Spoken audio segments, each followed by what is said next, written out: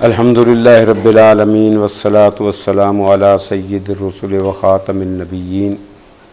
وعلی آلہ وصحابہ وازواجہ وذریاتہ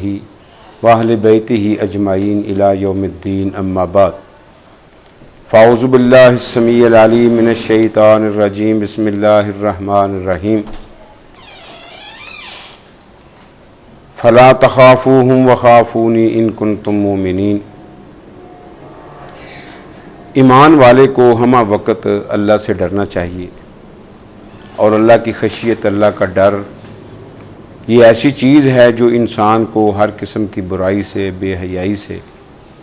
اور ہر قسم کے گناہ سے بچا کر نیکی کی طرف میل کرتی ہے۔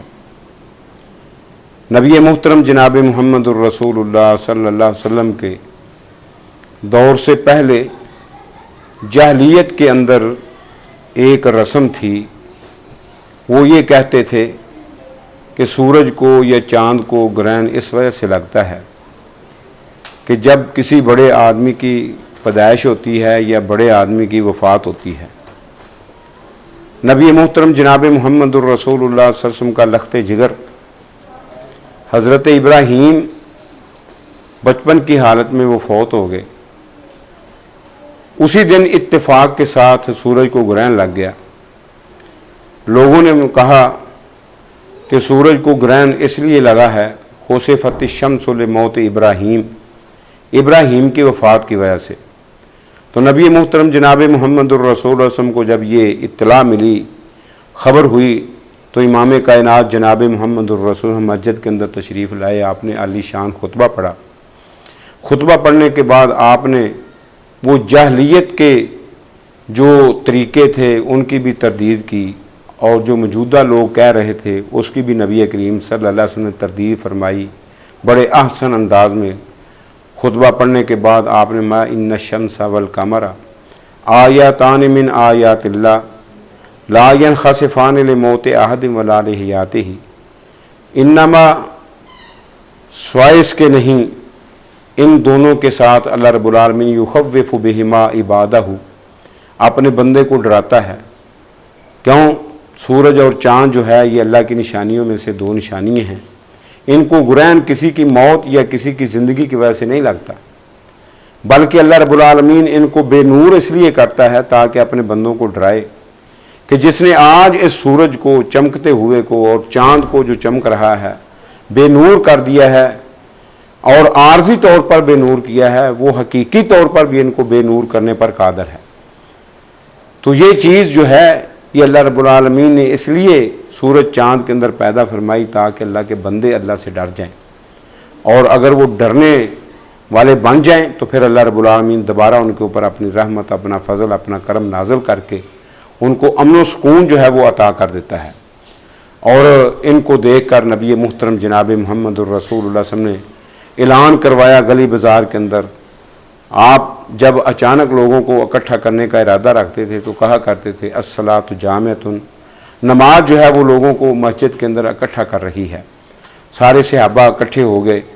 نبی کریم صلی اللہ علیہ وسلم نے جس طرح عائشہ صدیقہ رضی اللہ عنہا نے بیان کیا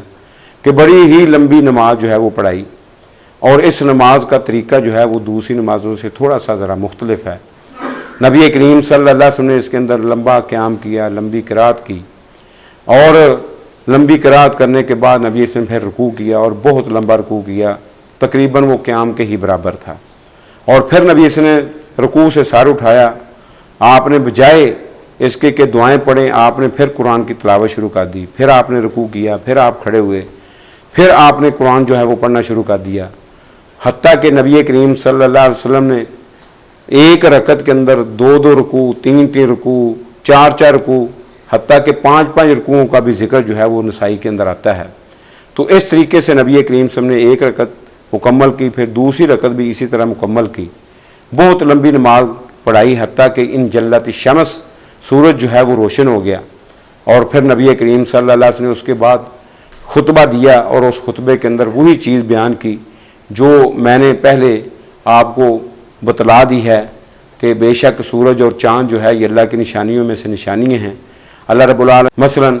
وہ کہتے ہیں جی جب سورج گرہن لگے جو عورت حاملہ ہو اس کو اس کے سامنے نہیں آنا چاہیے، چاند کے سامنے نہیں آنا چاہیے، اگر آتی ہے تو اس کا بچہ جو ہے نا وہ کالا ہو جاتا ہے، یا جس جگہ پر مطلب سورج اور چاند کی جو مطلب سمت اس کی سمت کے مطابق آ جائے تو اس جگہ سے بچے کا مطلب رنگ جو ہے وہ کالا پڑ جاتا ہے۔ یہ ساری کی ساری رسم و رواج ہیں، اور اس کو سونا نہیں چاہیے، اور اس کو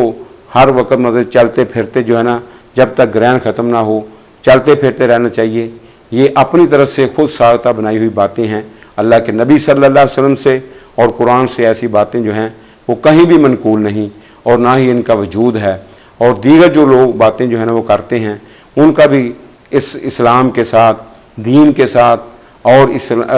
صلی اللہ علیہ وسلم کی شریعت کے ساتھ کوئی تعلق واسطہ نہیں ہے۔ صفائی نہیں کرنی چاہیے، فلاں کام نہیں کرنا چاہیے، فلاں کام نہیں کرنا چاہیے، تو یہ اپنی طرف سے خود ساختہ باتیں ہیں۔ لہٰذا شریعت کے اندر صرف اتنا ہی ہے کہ اللہ رب العالمین اس کے ساتھ اپنے بندوں کو ڈراتا ہے، اور جب اللہ رب العالمین کی طرف سے خشیت والا معاملہ ہو تو انسان کو صدقہ خراج زیادہ کرنا چاہیے، حتیٰ کہ نبی کریم صلی اللہ علیہ وسلم صدقہ خراج بھی کرتے، اور غلاموں کو بھی نبی کریم صلی اللہ علیہ وسلم بہت زیادہ آزاد کرتے، اور اسی طریقے سے لمبی لمبی نمازیں جو ہیں وہ اللہ کے نبی صلی اللہ علیہ وسلم جو ہے نا وہ اللہ کے سامنے ادا کرتے، اور ان آفتوں کو دیکھ کر اگر کسی نے دعا کرنی ہے تو وہ زیادہ سے زیادہ یہ دعا جو ہے وہ کرے اللہ کے سامنے۔ کون سی دعا؟ اللہم لا تقتلنا بغضبک ولا تہلکنا بعذابک وعافنا قبل ذالک۔